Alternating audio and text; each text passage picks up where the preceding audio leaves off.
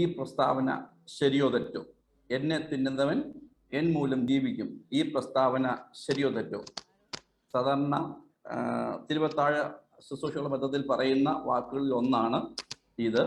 എന്നാൽ ഈ പ്രസ്താവന നിങ്ങൾക്ക് ലഭിച്ചിരിക്കുന്ന 4 സുവിശേഷങ്ങൾ അനുസരിച്ച് ശരിയോ തെറ്റോ? ഓപ്ഷൻസ് താഴെ പറയുന്നവയാണ്. ശരിയാണ്, തെറ്റാണ്, ഭാഗികമായി ശരിയാണ്, സുവിശേഷങ്ങളിൽ പറഞ്ഞിട്ടില്ല. ये सवाल का मतलब ये है, जो मुझसे खाता है वो मेरे द्वारा जीवित रहेगा। ये बात सही है या गलत है?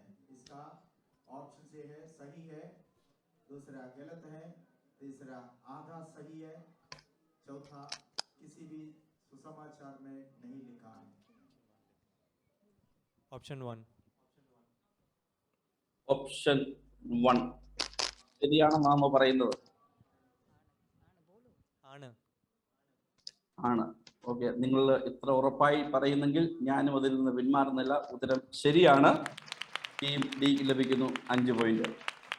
ഈ മൾട്ടിപ്പിൾ ചോയ്സ് റൗണ്ട് ഇവിടെ തീരുകയാണ്. അടുത്ത 1 വേർഡ് ക്വസ്റ്റ്യനിലേക്ക് കടക്കാൻ ആഗ്രഹിക്കുകയാണ്.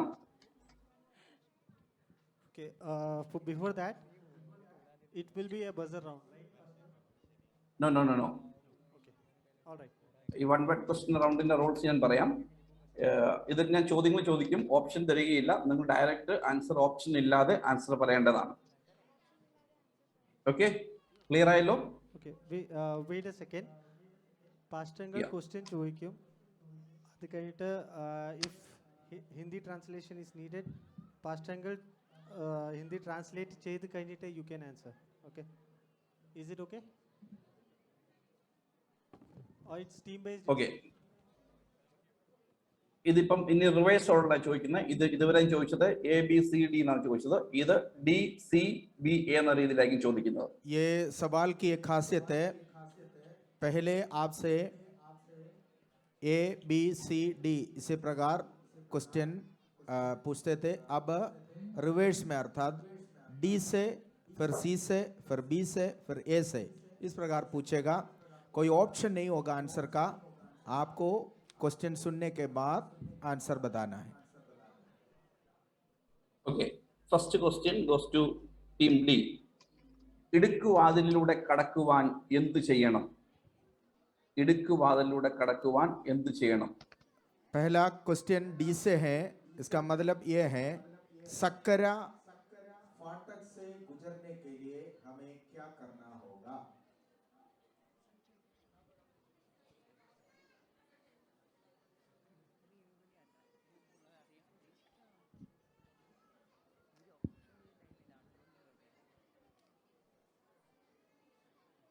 ഉത്തരം പറയുന്നില്ല എങ്കിൽ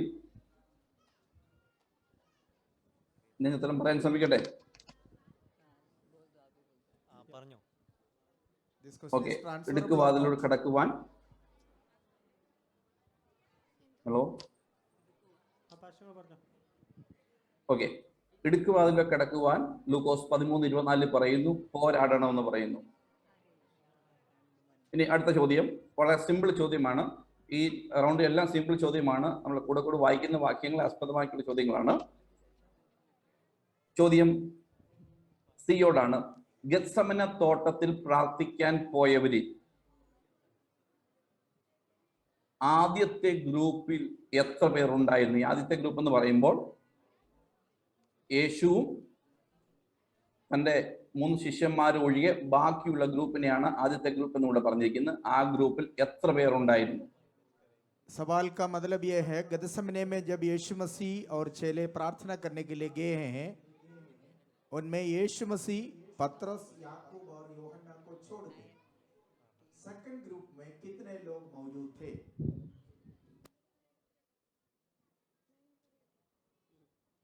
8 because जुदास तो बिट्रे करने गया था. 8 or 9? 8. എന്തുകൊണ്ട്? യേശുവിന്റെ 12 ശിഷ്യന്മാരല്ലോ, പിന്നെ അങ്ങനെ 8 ആയത്? बिट्रे करने गया था ना. Okay, your answer is very right. Team right answer team. Yes, वहां पर 8 लोग थे क्योंकि यहूदा इस्करियोत वहां पर नहीं थे. ഓക്കെ, ഒരു കാര്യം പ്രത്യേകം നോട്ട് ചെയ്യുക. ഈ റൗണ്ടിൽ പോയിന്റ് ലഭിക്കുന്ന ഒരു ശരി ഉത്തരത്തിന് 10 പോയിന്റ് എന്ന നിലയായിരിക്കും ലഭിക്കുന്നത്. ഓക്കെ, ടീം സിക്ക് ലഭിക്കുന്നു 10 പോയിന്റ്.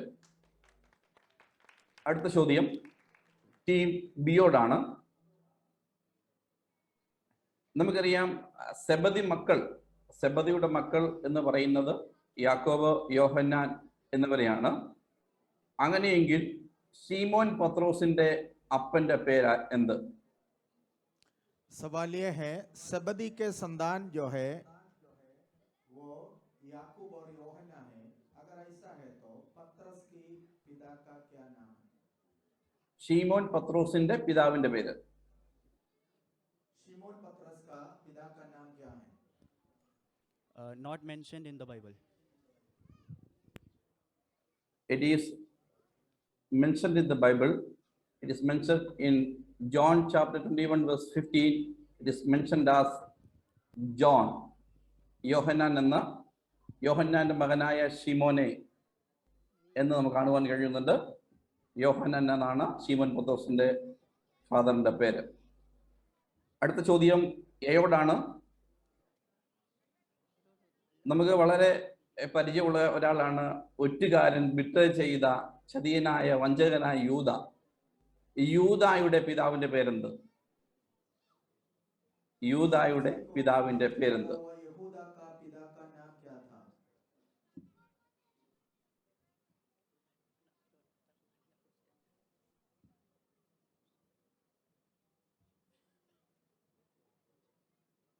टीम ए से है सवाल. Iscariot ആണോ? Is it Iscariot? No, ask him. മലയാളത്തിലായാലും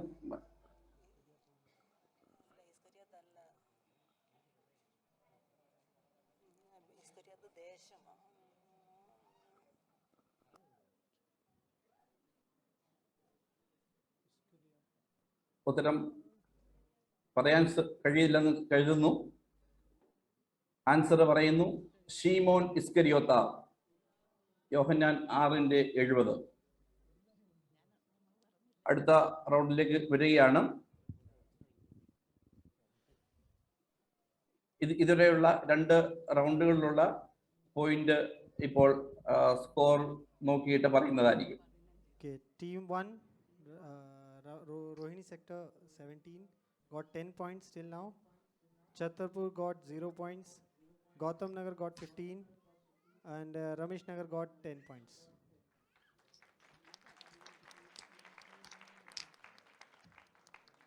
okay, അടുത്തത് ബസർ റൗണ്ടിലേക്ക് നമ്മൾ കടക്കുകയാണ്. സമയത്തിന്റെ അപര്യാപ്തത മൂലം, കുറവ് മൂലം പല ചോദ്യങ്ങളും നമുക്ക് പല റൗണ്ട്സിലും ചെയ്യാൻ കഴിയുന്നില്ല. അതുകൊണ്ട് പെട്ടെന്ന് ബസർ റൗണ്ടിലേക്ക് കടക്കുവാൻ ആഗ്രഹിക്കുന്നു. ഈ ചോദ്യങ്ങൾക്ക് ശരിയായ ഉത്തരം പറയുകയാണെങ്കിൽ 20 പോയിന്റ് ലഭിക്കും.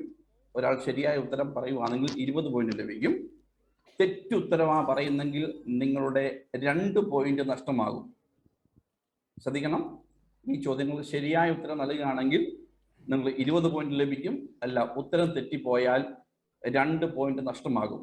ഈ ചോദ്യങ്ങൾ പൊതുവായി ओके इस राउंड में ध्यान रखने वाली बात यह है कि आप अगर गलत जवाब दे दिया तो आपका पहले मिला हुआ पॉइंट से 2 पॉइंट कटेंगे. अगर आप सही जवाब दे दिया तो आपको एक क्वेश्चन का 20 पॉइंट मिलेंगे. ट्रांसलेशन के बाद ही बजर बजाना है ना? या अगर क्वेश्चन समझ में नहीं आया तो ट्रांसलेशन करेंगे, उसके बाद आप बजर दबाना. लेकिन बजर दबा के 10 सेकंड के अंदर जवाब देना है. क्वेश्चन पूछ के ट्रांसलेशन करके Okay, if you say that I'll you give can you the answer. Question पूछेंगे Pastangar. He will translate it. The moment he stops the translation, you can press the buzzer. Okay? Thank और we will lock the buzzer. हम वो clear करेंगे, आपको buzzer दबाना है. Okay? okay. Okay, ചില ചോദ്യങ്ങൾ എക്സ്പ്ലനേറ്ററി ചോദ്യങ്ങളാണ്. അതുകൊണ്ട് ചോദ്യങ്ങൾ മുഴുവൻ പാസ്റ്റേഴ്സ് അവിടുന്ന് ട്രാൻസ്ലേറ്റ് ചെയ്ത ശേഷം മാത്രമേ ബസർ നിങ്ങൾ പ്രസ് ചെയ്യാവൂ. നമുക്കറിയാം യേശു ക്രിസ്തുവിനെ അനേകര് പലരും പരീക്ഷിച്ച് ചോദ്യങ്ങൾ യേശുവിൻ്റെ അടുത്ത് ചോദിച്ചിട്ടുണ്ട്. ചോദിച്ച ശേഷം യേശു അതിനെല്ലാം ചിലതിന് ഉത്തരം പറഞ്ഞിട്ടുണ്ട്, ചിലതിന് ഉത്തരം പറഞ്ഞിട്ടില്ല. എന്നാൽ യേശു ക്രിസ്തു ഒരു വ്യക്തിയെ പരീക്ഷിച്ച യേശു ക്രിസ്തു ഒരു ചോദ്യം ചോദിച്ചു. ആ ചോദ്യം ആരോട്? ചോദ്യം എന്താണ്? यीशु मसीह एक व्यक्ति को परीक्षा करके एक सवाल किया था, और वो व्यक्ति कौन है और वो सवाल क्या था?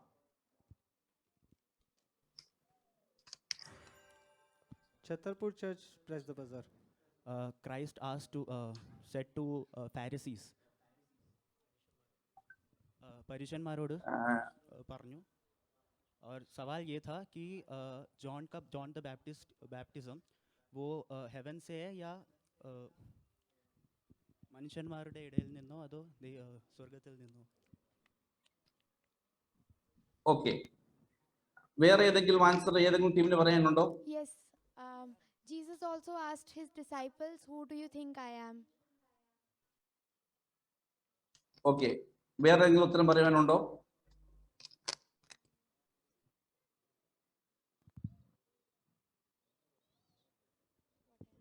ഇല്ല. എന്റെ ചോദ്യം ഇതായിരുന്നു, യേശു പരീക്ഷിക്കാൻ വേണ്ടി ചോദിച്ച ചോദ്യം എന്താണെന്നാണ് ചോദിച്ചത്. പക്ഷെങ്കിൽ യേശു ഇവരെ ആരെയും പരീക്ഷിക്കാൻ വേണ്ടി ചോദിച്ച ചോദ്യമല്ലായിരുന്നു. ഏതൊരു ടീം ആൻസർ പറയാൻ ശ്രമിക്കുന്നുണ്ട്? Jesus asked his disciples कि वो खाने की मतलब after feeding the 4,000 या 5,000 he had asked his disciples, right, कि five loaves and उसके बाद जीसस ने एक्चुअली पूछा था, तब उन्होंने थोड़ा डाउट हो गया था, तब जीसस ने बोला था. ഓക്കെ, ആൻസർ പറഞ്ഞു, കുഴപ്പമില്ല, പറഞ്ഞു.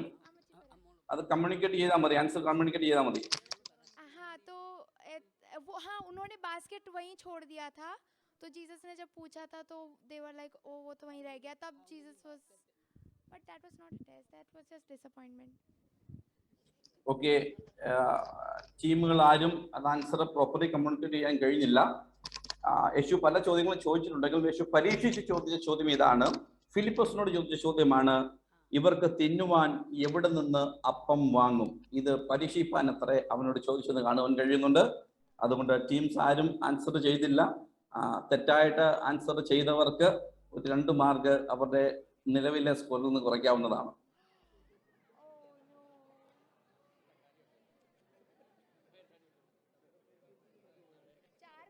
ഓക്കെ, റെഡി ആയോ അവിടെ? Okay, 1 second. The one who is only pressing the buzzer, ठीक है, उसी का माइनस होगा, ठीक है. और जो जिसने उसके बाद आंसर दिया पास्ट एंगल ने बोल के उसको पॉइंट भी नहीं मिलेगा. ओके,